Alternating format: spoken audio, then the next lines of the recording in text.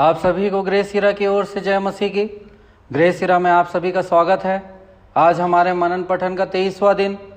कल हमने पुराने नियम में दूसरा राजा की पुस्तक का अध्याय 21 से 25 और पहले इतिहास की पुस्तक का अध्याय 1 से अध्याय 8 तक के भाग को देखा था।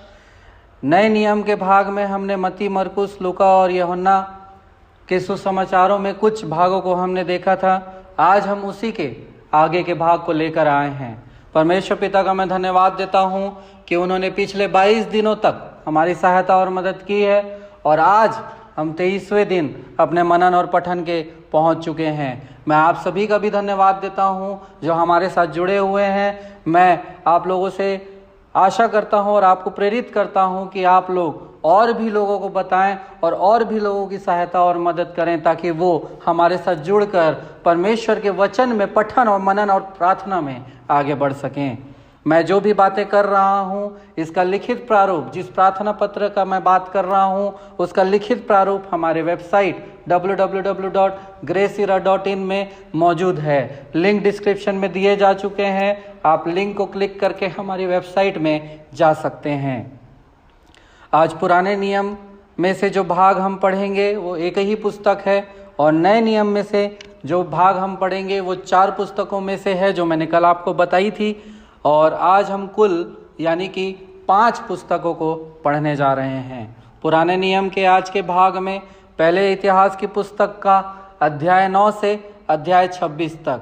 अध्याय 9 को जब हम पढ़ते हैं तो कल जहां हमने ख़त्म किया था वंशावलियां और सूचियां, उसका बचा हुआ भाग हम इसमें देखते हैं। अध्याय 10 को जब हम पढ़ते हैं पहले इतिहास का, वहां पे हम शाऊल की मृत्यु का वर्णन हम पाते हैं। अध्याय 11 से अध्याय 22 तक जब हम देखते हैं उसमें दाऊद के शासन, विपत्तियां और उपलब्धियां दोनों का वर्णन हम पाते हैं। अध्याय 23 से अध्याय 26 तक जब हम पढ़ते हैं तो दाऊद के शासन में जो उसने मंदिर के निर्माण की तैयारियां की थी उसके कुछ भाग को हम देखते हैं। इसी के साथ हमने पुराने नियम के आज का भाग हमने समाप्त कर लिया है।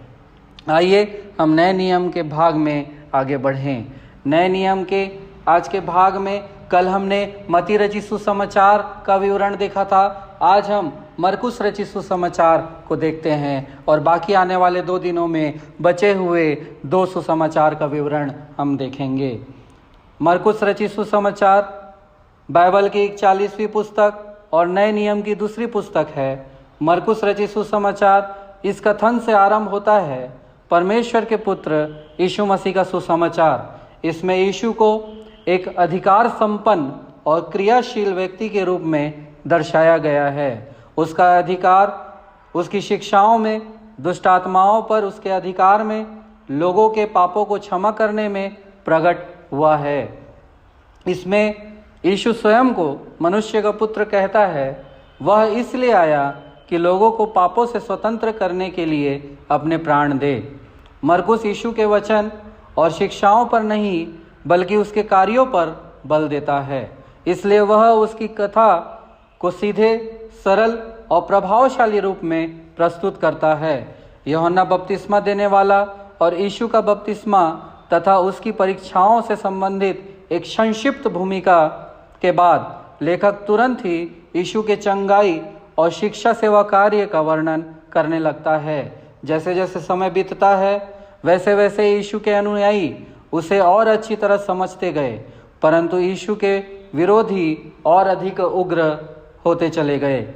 अंत के अध्याय यीशु के पार्थिव जीवन का अंतिम सप्ताह की घटनाओं का वर्णन प्रस्तुत करता है, जिनमें प्रमुख है उसका क्रूस पर चढ़ाया जाना और उसका पुनरुत्थान। आज के जो भाग को हम पढ़ने जा रहे हैं वो मत्ती रचित सुसमाचार का अध्याय 4 से 13 पद से 25 पद तक, अध्याय 5 और अध्याय 6।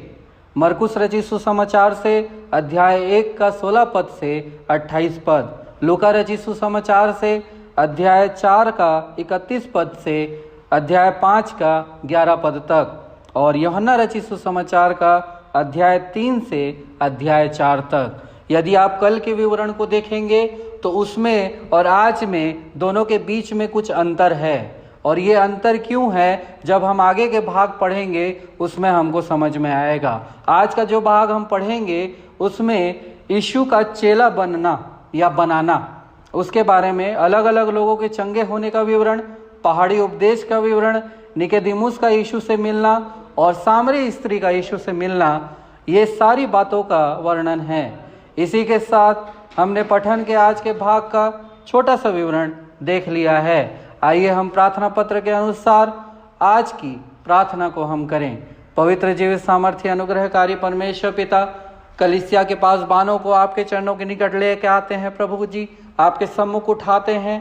ये कलीसिया के पास बानों को और अपने अभिषेक से और अपने सामर्थ्य से और अपने आत्मा से भर दीजिए, होने दीजिए प्रभु। ये जो कार्य में लगे हुए हैं इनको सफलता दीजिए।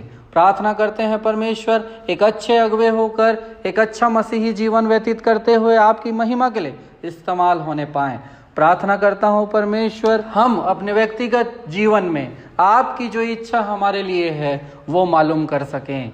आज हम कई एक ऐसे हैं जो परमेश्वर हमसे क्या चाहता है हम नहीं जानते हैं। आज मैं हम सब की ओर से आपसे प्रार्थना करता हूं कि हम सब जिनके मन में ये है कि परमेश्वर हमसे क्या चाहता है, हम उसको प्राप्त कर सकें, मालूम कर सकें। प्रभु प्रार्थना करता हूं परमेश्वर, छत्तीसगढ़ राज्य के गरियाबंद जिला के लिए और भारत देश के तमिलनाडु राज्य के लिए प्रार्थना करता हूं परमेश्वर, ये दोनों जगह में आपके लोग उठ खड़े हों, आपके लोग सुसमाचार प्रचार करें, आपके लोग सुरक्षित अपने आप को महसूस करें। प्रार्थना करता हूं परमेश्वर, इन दोनों जगहों की समस्याओं को, परेशानियों को यीशु के नाम से दूर किया जाए। प्रार्थना करता हूं परमेश्वर, ये राज्य और ये जिले अच्छे काम के लिए इस्तेमाल में आ सकें। प्रभु हर एक बातों में आदर, महिमा, इज्जत, गौरव, जलाल आपको देता हूँ।